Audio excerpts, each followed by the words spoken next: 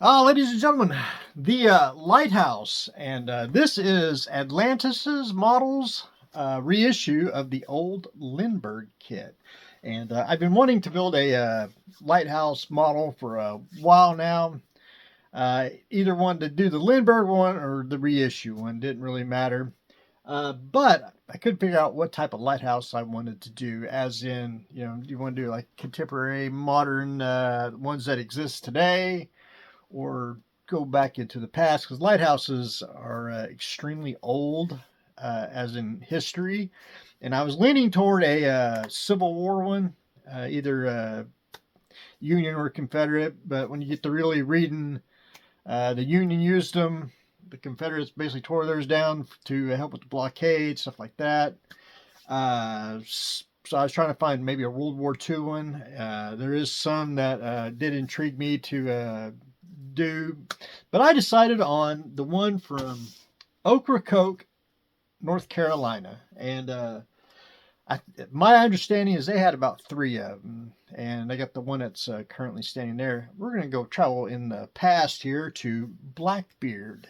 Ocracoke was Blackbeard's favorite little high island he liked to reside at, and when the two ships that went to go basically go get him, they Blackbeard boarded the ship. They ambushed him, shot him 5 times, stabbed him in the back 20 times, and then they took his head off as a trophy. And then they threw Blackbeard overboard.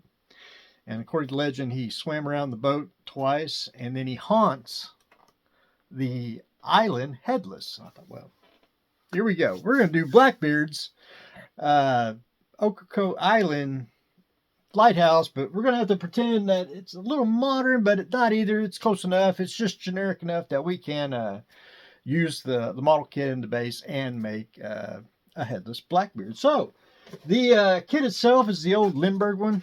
Atlantis didn't even take out the old Lindbergh name.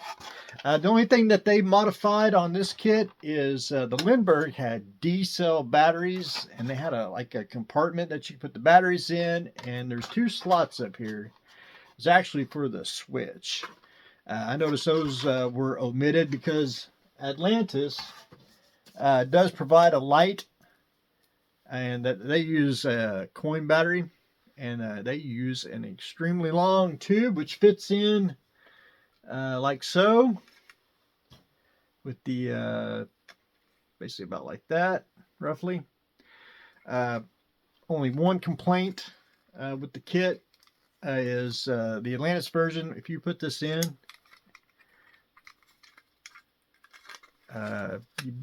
they say that you have to tape it, but it's really loose there. As you can see, it is a little sloppy on the inside there, and on the base. If you get it all the way through, there's really no way to hold it. But that's easy. That's styrene tube or brass tube. But we will get there once we get the basic construction done. And it's a very, very simple kit. Not a whole lot of parts. It's almost classified as a snap fit. I would say that to the base and adding the little details for the snap part, but the lighthouse itself, I recommend gluing it. It's not the best fit. It does fit, but you got to go in there and sand the seams, which I'm in the process of doing. You don't get any interior to hide the windows, so we're going to take some styrene strip, and we're going to basically do it like that. Whoops. And hold it in place where it looks like there'll be like a window. We'll paint them black because this is, they say it's in scale, so it's 1/160 scale for in scale, and it works out really, really well. It's just generic enough.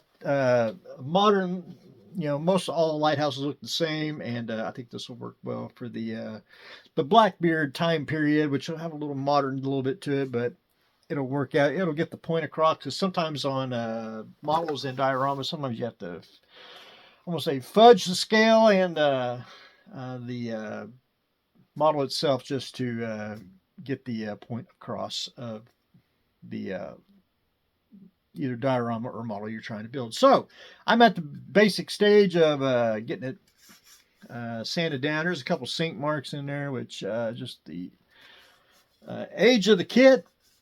But other than that, just about done sanding, and we will rock and roll. I am going to omit some things on the base here. This is good representation. Blackbeard's time, I assume I'm going to probably leave off the Lightkeeper house. I may leave that off. I haven't quite decided if I want to, but I'm basically going to leave almost everything off. I want the base and the lighthouse. And what I'm going to do is I'm probably going to cut everything off and just smooth that out, make that more of a terrain, because it's 1/160th scale. So I actually do have figures for it if I wanted to use these, but I found something better since I'm making Blackbeard. There's a company called Mars out of the Ukraine, and these were to complement your Black Pearl kit. And you can get different versions. These are the Pirates of the Caribbean. And if y'all don't know, I bought this actually for the female one. That's for the shed purposes. But we are going to use, which one was it? That one right there. We're going to use him as Blackbeard.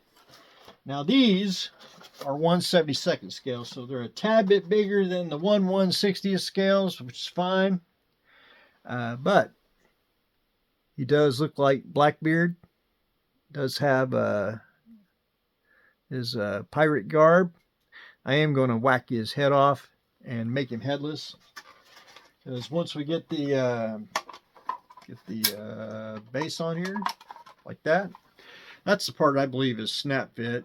We're going to have Blackbeard on there like so, if I can get him to stand.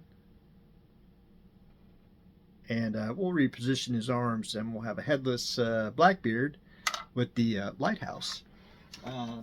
Very unique, different, and so far been a lot of fun. So that's where I am on Blackbeard's lighthouse kit. And it's a really stout styrene base, not vacuum formed.